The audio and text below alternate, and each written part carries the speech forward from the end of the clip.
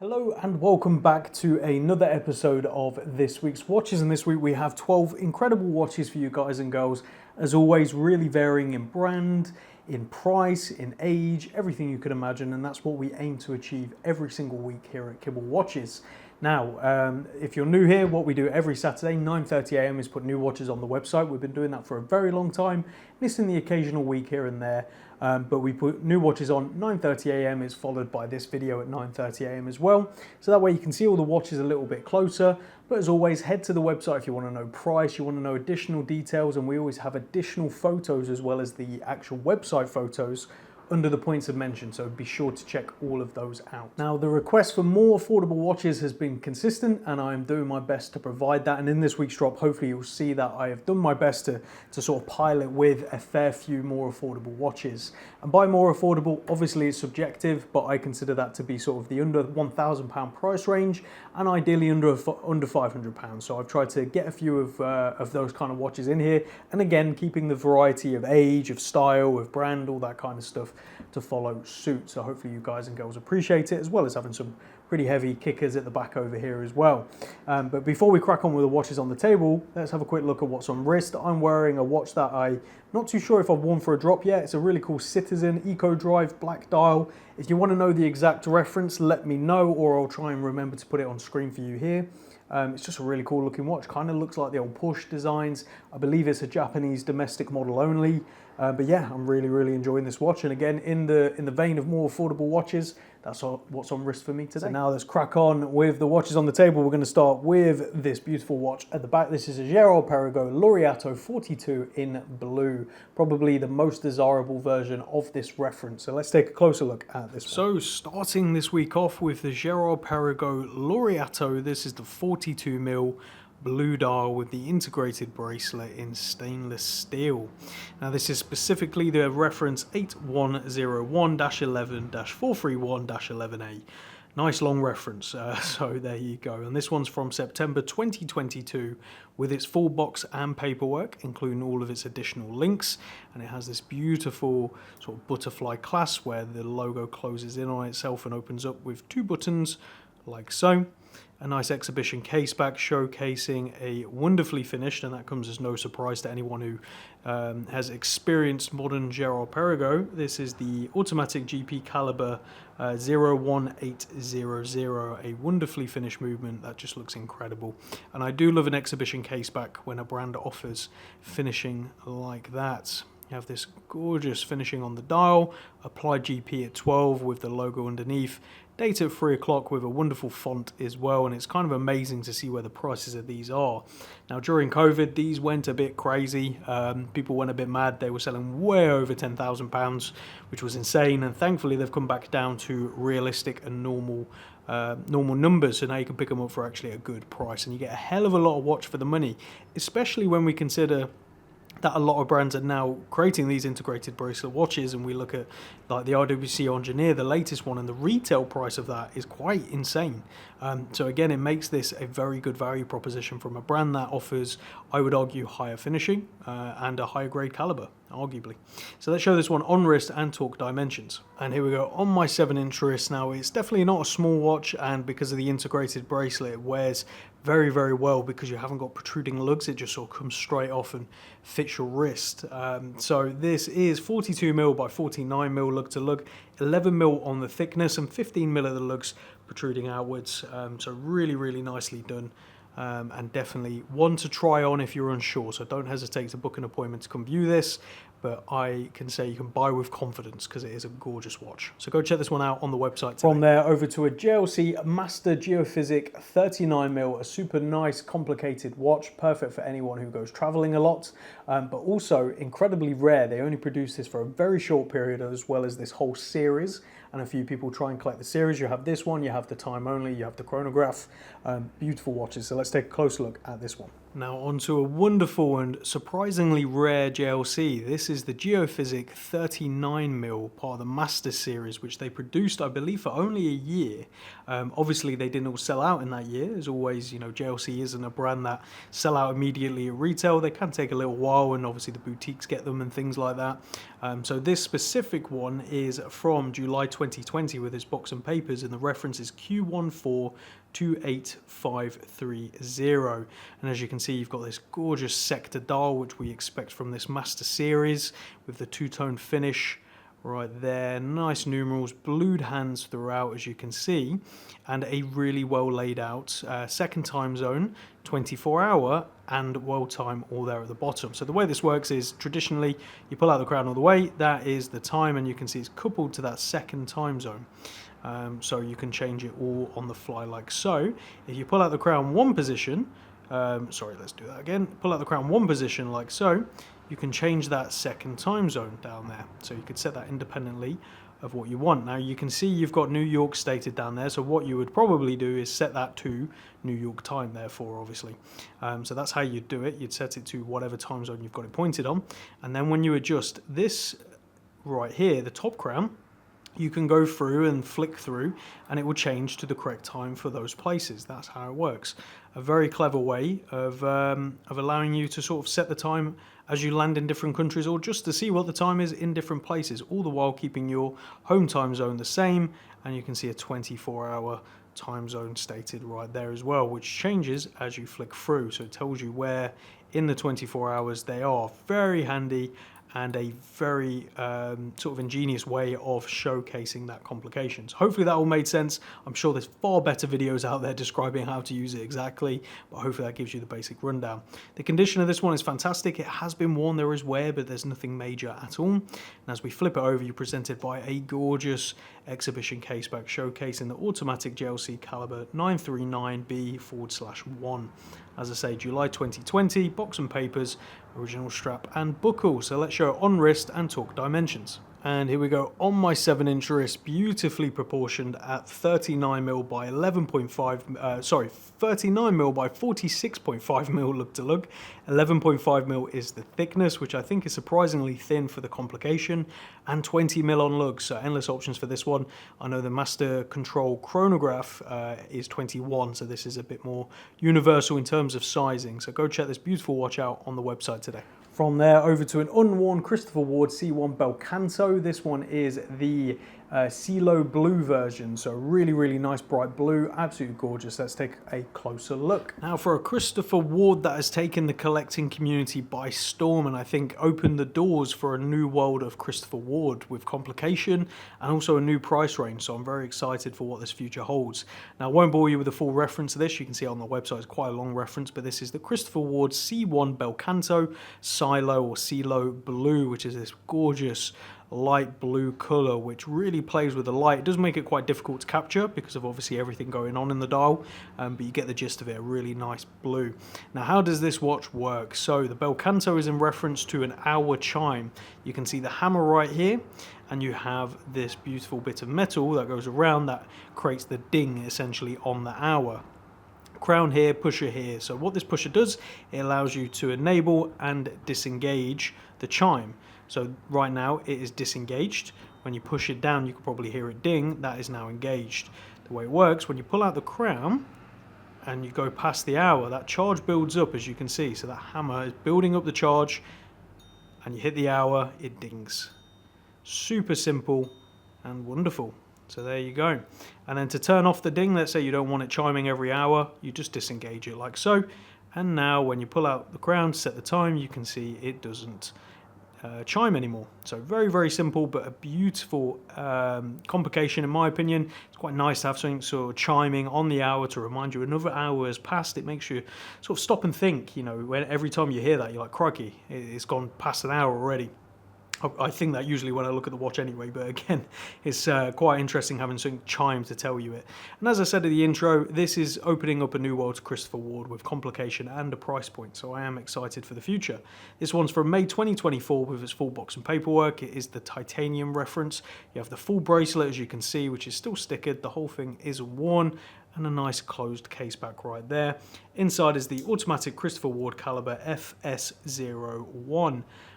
So yeah, let's show this one on wrist and talk dimensions. And here we go on my 7-inch wrist. It's definitely on the larger size, but still wears really, really well on the wrist thanks to the short lug to lug and how they've managed to keep this complication surprisingly compact. So this is 41mm by 48mm lug to lug, 13mm on the thickness, and a lot of that is in that really heavily domed crystal sitting atop a very sort of high bezel. And 22mm on the lugs, so go check this one out on the website today. From there over to one of what I still consider to be one of the most underrated references among the Omega lineup. That is this 90s Speedmaster Triple Day MK40 in black. Let's take a closer look. Now on to one of the best kept secrets in the Omega lineup in my opinion. This is a 1990s piece, reference 1750084.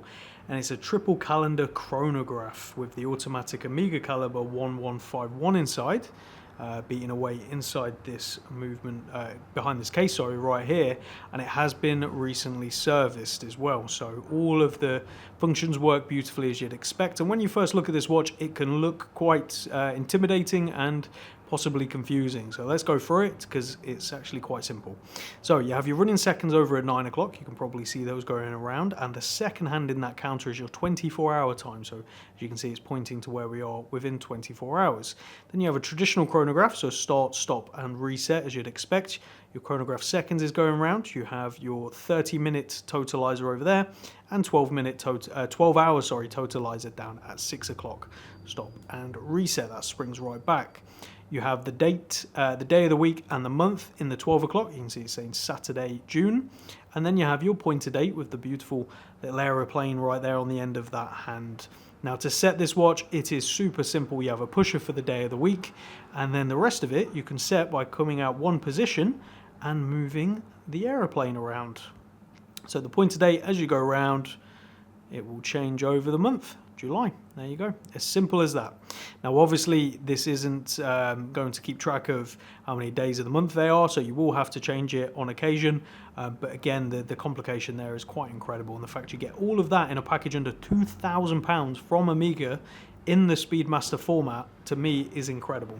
So yeah, they're not really a huge amount more to say on this. I think these are super underappreciated in the watch world. They do different colors, different styles, but this is the classic black, and we've paired it on a nice strap with matching orange, which sort of goes with the tritium dial you see there. So let's show it on wrist and talk dimensions. And here we go on my 7-inch wrist. One thing to mention is the anti-reflective coating does have scratches, so when you catch it in the light like that, you can see those scratches on the anti-reflective coating, but when you're just wearing the watch as standard, you don't really notice them, to be honest.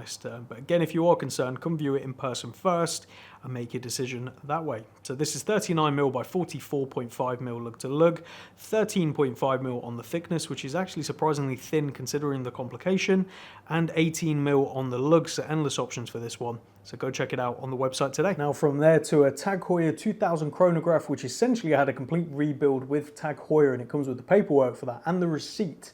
And the amount that cost, that whole repair, is almost as much as we're asking for the watch overall.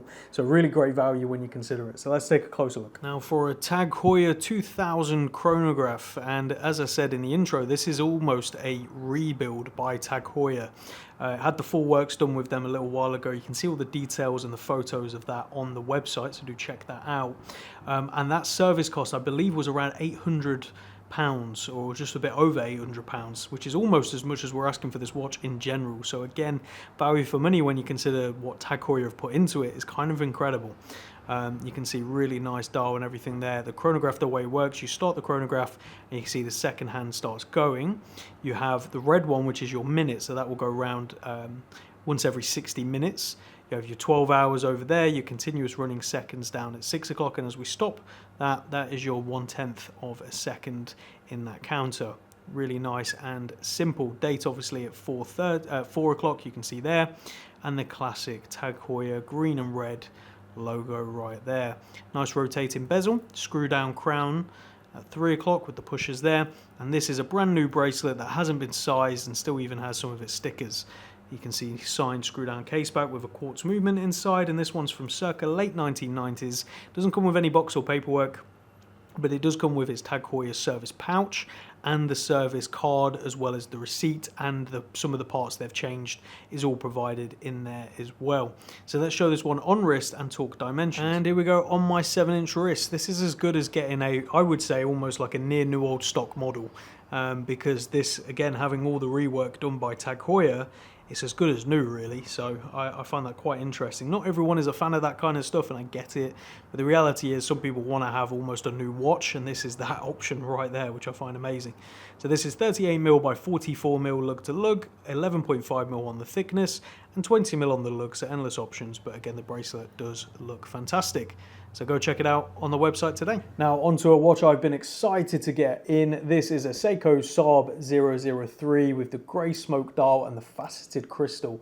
This is one of those, if you know Seiko. So let's take a closer look. Now for a very collectible Seiko, which definitely falls in the camp of if you know, you know. And as soon as you see that faceted crystal, you'll realise this is a very special Seiko indeed. This is the SARB033, and this one specifically from September 2019, and this is the smoke grey dial. Now they did a few different colours, and some of the colours like the orange are going for astronomical prices, and these very rarely come up for sale, and when they do, it's not uncommon to actually see people asking way over £2,000 for them. I believe there's actually a couple on eBay right now which people are asking over £2,000 for. So I've done my best to price this one fairly, as you'll see if you head over to the website, but the condition is really good. It's obviously been worn, it's been enjoyed, but there's nothing too major, and that crystal is free of blemishes, which is very important because replacing that crystal is not going to be easy, if at all possible, to be honest with you, unless Seiko have some spare parts, which I hope they do. So as I say, this one's September 2019. As we take a look at the bracelet, which is actually quite a unique bracelet. I haven't seen this bracelet on other Seikos. Open it up. You can see an exhibition case back right there with the automatic caliber 6R15, and yeah, just a really cool looking watch. Sign crown at 3 o'clock, really big bulky case. Even though it's 38.5mm, it wears bigger than that. So if you are a big watch guy, this is one that you should definitely consider. And if you like small watches, don't disregard this, because even though it's bulky, it's still only 38.5, so it does actually wear really well. It just wears bigger than 38.5. So let's show it on wrist and talk dimensions. And here we go, comfortably on my 7-inch wrist. You can see that hugs the wrist nicely. It looks nice and bulky, but again, still looks compact on the wrist, and that crystal just begs to be moved around. Look at it with the light. Really incredible piece of kit. So this is 38.5mm by 44.5mm lug to lug, 13mm on the thickness. Do keep in mind that's from the case back to the top of the crystal, which obviously protrudes towards the center, and 20mm on the lug, so endless options for swapping this one out.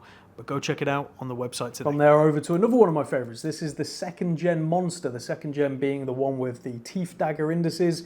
I really like this one in the classic orange with the bracelet and its box and papers as well. So let's take a closer look at this one. For an original Gen 2 Seiko Orange Monster, and the Gen 2 has these awesome dagger indices, these teeth dagger, shark teeth, whatever people want to call them, which again goes with the overall design of the Monster perfectly, in my opinion, because this is a very brutal, sort of aggressive design, and that only adds to it, especially with the bright orange dial, this very thick, bulky bezel, and the thick bracelet as well. Again, it all adds up to a beefy package, and it feels impressive on the wrist. Screw down crown at 4 right there, and the Monster is a watch that, I have to be honest, when I first saw these many years ago, I was not a fan at all. I did not like the Monster. I have to say, over the years, it has really grown on me. I've actually owned multiple variants of the Monster. My favorite being the Jade Monster that I owned, which I never should have sold, and this being the second one, being a Gen 2 Orange Monster. And this is the reference SRB033, and it's from September 2014. As you can see, it comes with its original bracelet. As we flip it over, you've got that signed Seiko case back we've all come to know and love, and inside is an automatic Seiko caliber 4R36, so a step up from the 1st gen, which I believe had the 7S26, which was pre-quickset, which was pre-hacking and hand winding, sorry. Whereas this is the first generation, where they upgraded the movement to the 4R36, which again is both hacking and hand winding, which is just quite convenient, really. You haven't got to do that Seiko shuffle we all know so well. So yeah, not a huge amount more to say on it. This is a Marmite watch. You either love it or you don't. What I will say, if you don't love it, you may find yourself really liking it in the future, because that was certainly me. So let's show on wrist and talk dimensions. And here we go on my 7-inch wrist. And despite this being a bulky big watch, as I said, it's incredibly comfortable and compact on the wrist. As always, Seiko know how to get their wrist ergonomics right. So this is 42.5mm by 47.5mm lug to lug, only 12.5mm on the thickness, and 20mm on the lugs with drilled lug holes to make strap changing nice and easy. But for me, the monster is definitely a bracelet watch. So go check this one out on the website today. So from some very collectible Seikos to a really cool and underappreciated, and often I would say not even, people don't even realize this exists. This is a 1993 Longines Conquest VHP in titanium and 18 karat gold. Really, really cool integrated bracelet, very ahead of its time really with the design. So let's take a closer look at this one. Now for quite a rare and interesting Longines, this is the Longines Quartz Conquest VHP, which is very high performance, so it has one of the higher quality quartz movements. And this is titanium and 18 karat gold. Yes, you heard that right, titanium and 18 karat gold. So you can see you've got that really gorgeous dark tone of titanium and that nice shine of 18 karat gold throughout. Now obviously this is a watch from the 90s, specifically this one is from December 1993, because we have the paperwork and original receipts, and it has been worn and enjoyed. So you will see some scratches and marks, but the crystal is free of scratches, and you've got this gorgeous grey dial, which again really goes with the tone, with matching gilt sort of gold numerals and the logo at 12 o'clock, and even a gold date disc at 3 o'clock, which again really works. A gold bezel and a gold crown at 3 o'clock. As we flip it over, you're presented with the snap-on Longines case back with all the details proudly stated there. I won't bore you with the reference, it's quite a long reference, and as I say, it's a quartz watch, and it's from December 1993. Not a huge amount more to say. If you're interested in these kind of things, they just don't pop up often, and again, I think the value is incredible. And there seems to be a resurgence of interest in the 90s pieces, especially the more quirky, more unusual 90s pieces. And this definitely falls into that camp. So let's show it on wrist and talk dimensions. And there we go, comfortably on my 7-inch wrist. You can see it looks really, really great on the wrist. And it hides under the radar as well. Even though it's a two-tone watch, because of the titanium, it does go more under the radar than a stainless steel would in some odd way. But it also makes the gold really attractive. So this is 35mm by 38mm lug to lug, only 7.5mm on the thickness, so incredibly thin, and 19mm at the widest point of the lugs, which doesn't taper really towards the clasp. So go check out this amazing watch at a great price on the website today. From there over to one that has bounced around my personal collection, and I'm sad to see it go, so hopefully someone picks it up quickly and enjoys it before I regret it. This is the Fave Geneve manually wound ellipse, as I've called it, and you'll see exactly why. So let's take a closer look. Now, I have no doubt I am going to regret this, and it's going to be one of many I regret selling, but at the end of the day, I can't keep them all, and I certainly can't wear them all. This is a absolutely beautiful 1960s Fave Geneve ellipse, as I've called it, because it definitely has that Patek ellipse vibe going on with a more squared or cushioned case, and it has this very beautiful linen dial, as you can see. The value for money in a piece like this is incredible. There is a bit of wear on the dial towards this side of the case where my finger is right now, but you can hardly see it, to be honest, unless you catch that proper angle. Signed crown at 3 o'clock, snap-on case back with all the reference and numbers. This is a reference 712, and inside is a beautiful manually wound Fave caliber 252. As I say, integrated bracelet, and a nice thing about this one is with its Fave clasp right there, you can adjust it to your wrist, meaning it's not like an actual ellipse where you have to get them cut to fit. This essentially slides through like so, and it comes out the other end, and you slide it to where you need it to be and clip it down. And then you end up with this seamless design where everything's hidden underneath. Very clever, very convenient, and I wish all of them were like this, because it'd be a hell of a lot easier. Really beautiful watch. It does come with its original Fave box as well, which is very nice to have. And again, you're not going to find one in this kind of condition for a very long time. The case is wonderful. It obviously is worn, but it's not overly worn at all, and it's ready to be purchased and enjoyed. So let's show it on wrist and talk dimensions, because this is where this watch really shines in my opinion. And here we go on my 7-inch wrist. You can see that hugs the wrist nicely and fits beautifully. So this is 35mm by 38, sorry, no it isn't, ignore me, it's 32mm by 32mm lug to lug. So that might sound quite small, but believe me, it packs a bigger punch, especially with the integrated bracelet. It's only 7.5mm on the thickness and 16.5mm, and tapers ever so slightly towards the clasp. So yes, go check out this gorgeous watch on the website today. From there to a really amazing near new old stock SARB by Synchron. This is a 60s piece with a gloss black dial. Really gorgeous and incredible value for money. So let's take a closer look. Now for a really interesting SARB by Synchron, if my camera wants to focus. There we go, SARB by Synchron with a gloss black dial, as you can see. Simple indices, two-hand design, date at 3 o'clock. There is nothing not to like on this. Really lovely watch from the 1960s.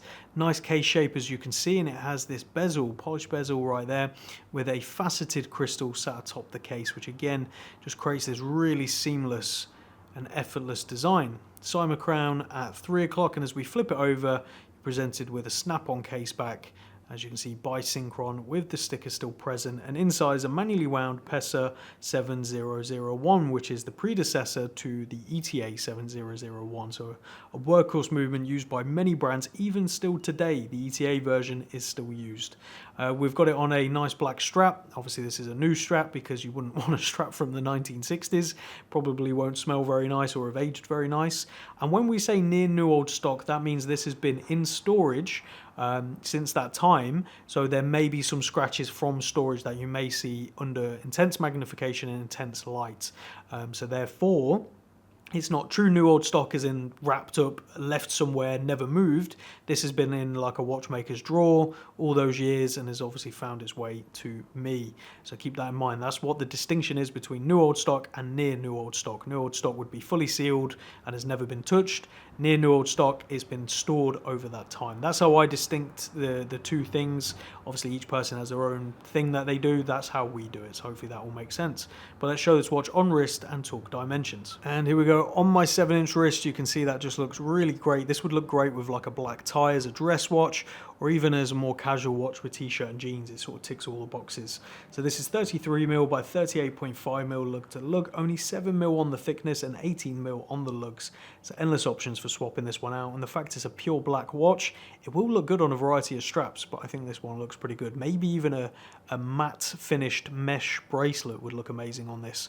So go check it out on the website today. From there to another new old stock watch, this time a Radical Kilimanjaro. Now I've had a few of these Kilimanjaros, one from Review, and I can't remember the name of the other brand, a few other brands that do this Kilimanjaro series in like reds and things. Vulcane, that's the other brand. Whereas this one I think is the most fitting, being the Radical Kilimanjaro, so pretty cool. Let's take a closer look. Now for a really amazing Radical Kilimanjaro, if my camera wants to focus, there you go, with this gorgeous blue gradient dial which gets lighter towards the middle and darker towards the outside. You can see a really fantastic looking thing with a day date at 3 o'clock and a very interesting sort of TV oblong case, which is very much of the 70s. And if you know me, you know I love 70s watches, so this ticks all the boxes for me. Now, as I said with the last watch, this is near new old stock, and if you missed that, what it essentially means is the way I show distinction between new old stock and near new old stock is fully wrapped, has been stored in one place its entire life, and is true new old stock. Near new old stock is it's likely sat in a watchmaker's drawer, or a certain jeweler's has just been there, sat there in storage and is marked from storage. So you will see some scratches here and there, which are likely from storage over all those years. You can still see sticker on the back. So it's got all the elements of new old stock, but just has been stored not as carefully as we'd ideally like. But at the end of the day, no one knew these things were going to be worth any money, and to be honest, they're still incredibly affordable, so they're not like worth thousands and thousands of pounds, but either way, super cool.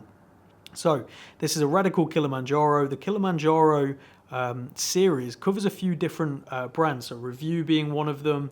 Vulcane is another one that made Kilimanjaro watches. I don't know what the connection is. I suspect maybe it was something like the brands could buy off the shelf and put their brand name on it, but I'm not entirely sure of that because the designs are slightly different.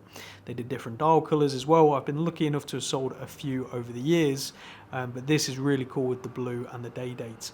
Behind that closed screw down case back is an automatic ETA 2789, so very nice to have an ETA movement. And as I say, circa 1970s, original crown at 3 o'clock and a really nice polished and brushed case right there. It does come on this nice racing style strap. This isn't the original strap, we've replaced it because you don't really want a strap from the 70s, it will just crumble and break.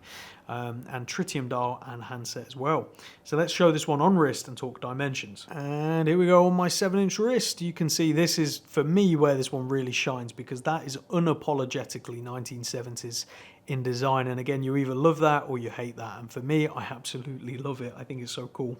So this is 41.5mm by 37mm lug to lug. Obviously, it's wider than it is long. 11mm on the thickness and 22mm on the lugs. It's quite a short gap between the case and the lug hole, so do keep that in mind when you're looking at straps for this watch.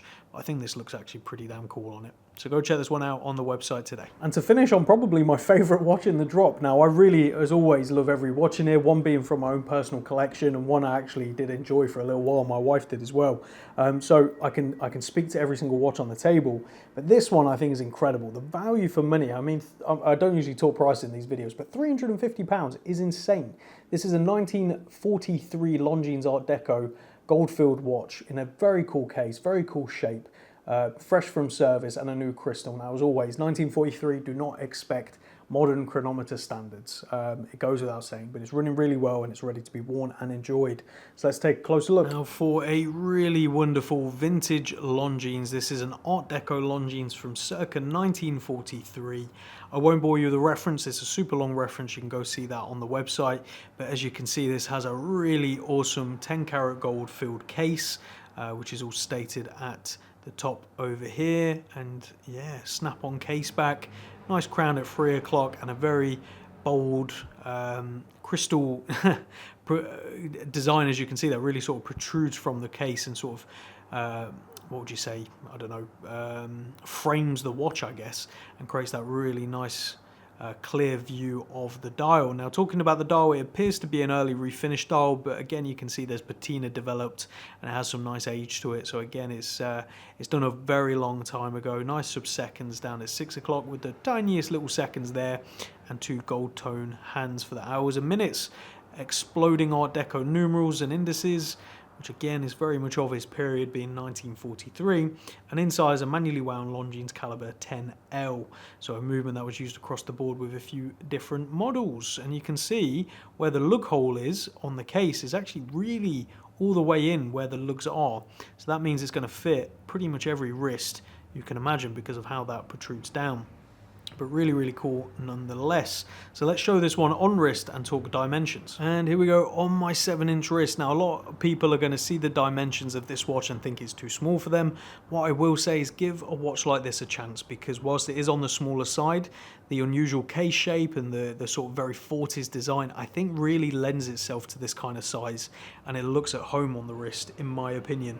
But then again, I do like smaller watches, so it comes down to what you like. What I will always say is if you have a wrist bigger than 7 inches, you've only got 2 holes left on this strap, so you might need a longer strap for a comfortable fit. But here we go. So this is 25mm by 37mm lug to lug, 10mm on the thickness and 19mm at the lugs. So go check out this incredible watch at an incredible price on the website. So there you have it, guys and girls. This week's drop, 12 incredible watches at all different price points, and as always, the best prices you will find out there. That's always my goal. Of course, there may be 1 or 2 places a bit cheaper than me, but as always, look into everything. You know, has it got its full box and papers? Is there more heavy wear? Has it got a refinished dial? There's always factors that you got to look into that dictate the price. So I can't always be the cheapest, because sometimes the watch is offering more than the other person's, if that makes sense. So as always, do your due diligence, and again, sometimes that's just how it goes, so do keep that in mind.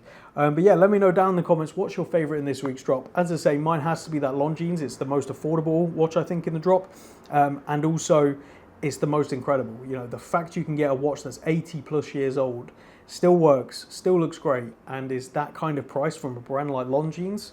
I mean, when people say there isn't good value out there in vintage anymore, there really is. It's right there. So yeah, let me know down in the comments what's your favorite, and I look forward to seeing you all again next week.